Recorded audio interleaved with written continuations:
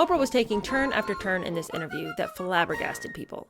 They couldn't believe that this is the way that she was choosing to do things because it was just so mean-spirited and for no reason. What had ever happened to Oprah Winfrey that she should think that this was appropriate? You know, what vendetta did she have against the royal family that she was jumping on this whole victim tale with Meghan?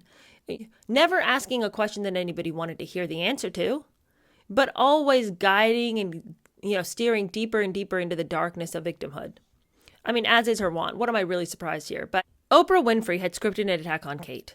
Whereas Meghan, she stated, was popularly portrayed in Britain as the villain, Kate was hailed as a hero. The reason, Oprah suggested, was because Meghan was the first mixed-race person to marry into the family. I mean, so of course, Meghan, this is 1905, and the world can't handle somebody who's mixed race being in the royal family, Oh, did you think that this was the 21st century? Sorry. No, nothing's changed. Everyone's still going to lose it because somebody with some melanin in their skin has showed up.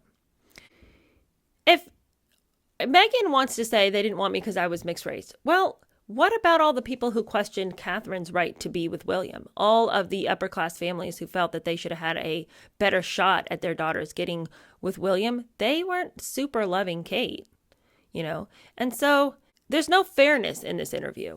They want to highlight a non-existent problem. Everybody bent over backwards for Meghan. What really would have been a redemptive story if they really wanted to go, let's talk about class, let's talk about class. Of course, the thing is, the people who hammer on about that don't want to be redemptive. But say for 5 seconds they did. What if they had highlighted all the ways that the royal family had gone out of their way to welcome somebody who might have worried she was an outsider? What if they had highlighted all the ways that they had tried to aid Meghan and to make her feel welcome? Oprah, of course, was never going to do that because she's solidly on the side of victim Meghan. If she had wanted to be a good journalist and if she had really wanted to help with racial reconciliation, it would have been awesome if she had highlighted all the things the royal family did to make this newcomer feel welcome. This newcomer who was an obvious outsider, and not because of her race, but because she was an American, because she was a divorcee, because she was an actress, because she was so many things that sort of clashed with the ideals of the royal family. But if people wanted to make it about race, they could have also seen that the royal family was looking to make her feel welcome. With race established as the dominant theme, Oprah moved on to the newspaper revelation that Meghan had reduced Kate to tears about a bridesmaid's dress before the wedding. The story had turned many Britons against the Duchess. The interview was Meghan's opportunity to tell her truth.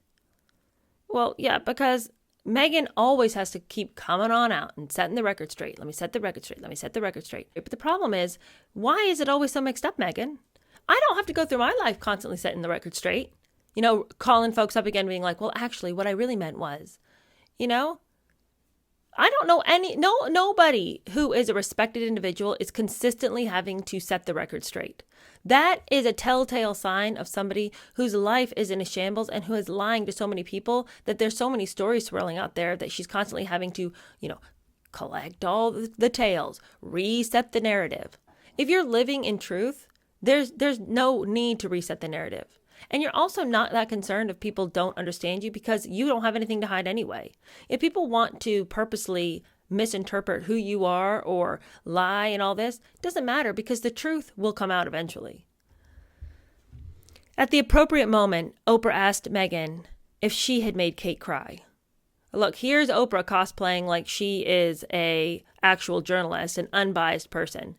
But, is she as addled in the head as Meghan that she thinks any of us were going to buy that as a genuine question? Because we already know Meghan had her answers. Perfectly rehearsed, Meghan replied, the reverse happened. It had made me cry and it really hurt my feelings. And I don't say that to be disparaging to anyone because it was a really hard week of the wedding. And she was super upset about something, but she owned it and she apologized. And she brought me flowers and a note apologizing. What are you talking about? You don't mean to be disparaging. Then why are you saying anything at all? If you really don't want to throw somebody under the bus, then you're not going to throw somebody under the bus and be like, oh, oops, did that tire run over your neck? I didn't mean to do that. This is just so dumb. I didn't mean to be disparaging. So just save it. Just save it. If you're going to say these things about Kate, then just say them. Then just own them. But enough of this. I'm not trying to be disparaging, but let me just, tell you what a terrible person she is. And then I'll couch it in my kindness so that it's going to look like I'm such an awesome person, because even though she was an absolute nightmare to me, I'm not going to be disparaging. Having turned the narrative against Kate, Meghan continued, and she did what I would do if I knew that I hurt someone, right? To just take accountability for it. Ooh. She's a weasel, isn't she? Meghan is such a weasel. Look at her trying to act like she's ever gone around and apologized to anybody for anything. This is just such a conniving little statement. And she would do what I would do if I knew that I'd hurt someone, right? To just take accountability for it. Look at her trying to highlight her own virtue. It's disgusting. Not only was Kate guilty, but she had admitted her bad behavior. And then Meghan added another twist. While she had politely remained silent to protect Kate, she blamed her sister-in-law's friends for leaking a false story, turned against her. What was hard to get over was being blamed for something that not only I didn't do, but that happened to me. The narrative about, making Kate cry, I think was the beginning of a real character assassination. And they knew it wasn't true.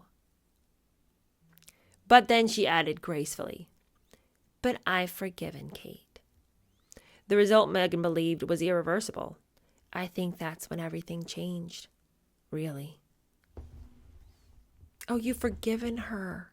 Ah, thank God, because here I thought you still held a grudge. So Meghan says that it was a character assassination, they're coming after her, and that there wasn't any way she could have realistically stayed silent, regardless of the fact that the palace and the firm wanted her to. Like, how could she? I mean, that was against nature to be silent under this kind of duress. I don't know how they would expect that after all this time we would still just be silent if there's an active role that the firm is playing in perpetuating falsehoods about us. I mean, it's just common human rights to come out and talk. Silenced and unprotected, Meghan concluded, I thought, well, if they're not going to kill things like that, then what are we going to do? The firm lies, said Meghan, were not just confined to Kate's tears, but other issues. Meghan said, I came to understand that not only was I not going to be protected, but that they were willing to lie to protect only members of the family, and they weren't willing to tell the truth to protect me and my husband. So, as you can imagine, we were really up against it. She cannot substantiate these claims. The only story that she had that, again, nobody knows the reality of, or it seems that no one's willing to come out and say with all clarity, this is what happened with Kate and the tears. That was the only story she could say where she had not been allowed to come out and speak the truth about what had happened, and that the palace was unwilling to comment on the story. And we have no evidence of it one way or the other. So it doesn't really help us for Meghan to say this, because it's just her word against Kate's word. You would expect that if she's going to come out and have this bombshell interview in which she is exposing everything that everyone has ever done to her, that she would say, and then this happened, and then this happened, and then this happened, and then this happened. But she can't. All she can say is, well, I didn't make her cry. She made me cry, actually. According to which source? Who said? Who's backing you up on that? We've all only heard the opposite version. So for her to suddenly come out and be like, no, I was the one that was crying into my handkerchief, not Kate. Get out of here with that. Get out of town with that bull. Tom Bauer shares my indignation. He says no other examples were offered about the false accusations that she had suffered, or the real character assassination that she purports to have been going on against her. But her supporters were roused by her lament. She had been thrown into the deep end where nobody tells you anything. But where's your phone? Can't you find out some things?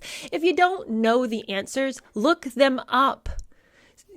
How have you gotten this far in life? How did you have a career in Hollywood if you were just this naive and this incapable of existing in an adult world? You just stumbled and fell and tripped and, right into the hands of producers who put you on a show. You just bumbled and stumbled your way into a major ad campaign in Canada for clothes. You just fell ass backwards into the lap of a prince. You just, did a somersault and found yourself on Deal or No Deal. I mean, what are you talking about? How have you gone through life with any measure of success when you seem this unbelievably incompetent and incapable in this light? If you had found yourself with a prince, I didn't Google anything. Okay, so you didn't Google it before, but now that you're in it, you're not going to try to help yourself out a little bit. Well, I did Google the national anthem. Okay, well then why didn't you learn it? There's a couple of people singing it. It's like, all right, well, did you just find out that it existed? Is that the extent of the research you did on that song? You know what I'm saying? It's like, Megan, what are you talking about? I just had no idea. I just, I was so unable and unprotected and unaware. You're almost 40. I mean, God help you. Have you had an angel on both sides? Just, they're holding you up under each arm, dragging you through life, dropping you off at every opportunity you've ever had. I mean, how have you gotten this far? How do you dress yourself in the morning if you're this incompetent? Well, amid her wave of assertions, Meghan's credibility was reinforced for most Americans. In particular, they were impressed by her claim that during her marriage, especially while pregnant, she had effectively been held under house arrest. Can you believe it? They took everything away from her. She didn't have keys. She didn't have a driver's license. She didn't have a passport. She couldn't get out of the house. And that's why you never saw her, because, she was under house arrest, basically. How was she supposed to get out? Well, what about the car service that drives you everywhere? What about the fact that there's people who arrange your flights for you? What about the fact that you don't need an ID because everybody knows you and you can get done what you needs to get done? What are you talking about that you couldn't do what you needed to do? Is there not a whole pack of people that are here to ferry you wherever you want to go? Oh, no. She had been restricted from independent travel, lo these many months, and especially those last 4 months of pregnancy. She couldn't go anywhere. Is that why you went all the way to New York to have a baby shower that turned out to be a great big party for you and your, ladder climbing pals? Is that what this, interesting. You couldn't leave the house, but you could leave the country. Interesting. Is that also why you decided to go to tennis matches and took 4 holidays in Europe during those last 4 months? See, if not leaving the house means I get to go on a lavish trip to New York and vacation all over Europe and go to famous tennis matches, sign me up for house arrest. I couldn't even meet my friends for lunch, complained Meghan, who had enjoyed many social visits around London and in her country house in Oxfordshire. So shut it, Meghan. It's like you were trapped, said Oprah. That's the truth, replied Meghan. It never is when people tell you that's the truth. Honestly, that's the truth. I'm being genuine. If you're telling the truth, being honest and being genuine, you don't even have to tell us, okay? We would just know. All these qualifiers, get out of town. Trapped was the same word later used by Harry to describe his life as a royal. Now listen to this. Somebody told him, Harry, you are trapped. You were trapped. You have never been more trapped than when you were with your family. Remember, trapped is the key word here, okay? So try to make sure you use that. Somebody told him to use the word trapped because listen to this. Now let's trot out the 4-year-old. Let him say his bit. And he says, like the rest of my family, I was trapped. But I didn't know I was trapped. Trapped within the system like the rest of my family are. My father and my brother, they're trapped. They don't get to leave, and I have huge compassion for them. Well done, Harry. You managed to use the word trapped 1, 2, 3, 4 times in 5 sentences. All right, Harry, you can go back. Somebody give him some apple juice and some goldfish crackers. Harry goes on to say that even if you saw his dad and his brother smiling, it was all an act. It was just for the cameras. They didn't ever mean that. Really, they were sad. I mean, you thought Meghan was crying on the floor. You should have just seen his dad and William. You couldn't peel them up off the bathroom floor. They were weeping at how trapped they were. I think it's interesting that now that he's had everything recrafted for him, all of his memories have been remade by Meghan, that he would say, and I truly believe he thinks, that all the smiles and things are fake and for the cameras. Because that's how he and Meghan live. They have one behavior for the cameras. They have one narrative they give to the cameras. Because even as dull as Harry is, he's got to know that the show that they're putting on for the cameras isn't the one that he and Meghan have together when the doors are closed and it's just them. He knows that they talk about what they're going to put forth and how they're going to progress their narrative. He knows that. So now he believes that that's how everybody lives. Meghan has helped him to believe that his family really has another agenda, that nobody is really giving you the truth. As far as Meghan's concerned, she probably believes that. I mean, she has lived so long in Hollywood where the PR spin is so constant and continual that for her to ever believe that life is anything genuine and that what people are what they say they are and do what they say they're going to do and behave in ways in the dark the same they do in the light, that's a completely foreign concept to Meghan. She spent so much time around people who do differently behind the scenes than what they do in public, and she spent so long in her life that way. She's completely unable to believe that anyone in the public could ever be honest and genuine. And she's led Harry to believe the same. So he's over there.